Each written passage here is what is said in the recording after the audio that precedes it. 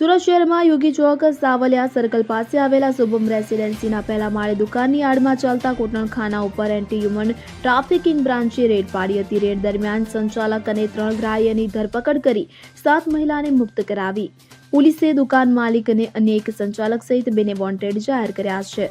તો મળતી માહિતી મુજબ ક્રાઇમ બ્રાન્ચની એન્ટી હ્યુમન ટ્રાફિકિંગ યુનિટની ટીમે બાતમી મળી હતી કે યોગી ચોકમાં આવેલી શુભમ રેસિડેન્સીમાં દુકાનની આડમાં કુટલખાનું ચાલી રહ્યું છે. પોલીસની ટીમે બાતમીના આધારે યોગી ચોક સાવલિયા સર્કલ પાસે આવેલ શુભમ રેસિડેન્સીના પહેલા માળે દુકાન નંબર 110 અને 111 માં રેડ કરી હતી. તો રેડ દરમિયાન વ્યાપારનો ધંધો ચલાવતા 28 વર્ષીય સંચાલક વિશ્વારૂપ બારુંદે અને 3 ગ્રાહકની ધરપકડ કરી હતી. તો પોલીસે સ્થળ પરથી રોકડા 14,000 તથા 36,500ના 4 મોબાઈલ ફોન તેમજ લાઇટ બિલ મળી કુલ 50,500 રૂપિયાનો મુદ્દા માલ કબજે કર્યો હતો. પોલીસે સ્થળેથી એક સંચાલક અને 3 ગ્રાહકને ઝડપી પાડ્યા હતા, જ્યારે અન્ય એક સંચાલક આરોપી ગૌરવ અને દુકાન માલિક દીપકને વોન્ટેડ જાહેર કર્યા છે. પોલીસે રેડ દરમિયાન 7 મહિલાને મુક્ત કરાવી છે.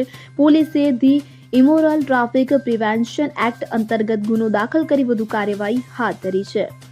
Bureau report CN24 news. હવે જુઓ દેશ દુનિયાની તમામ ખબરો તમારી આંગળીના ટેરવે.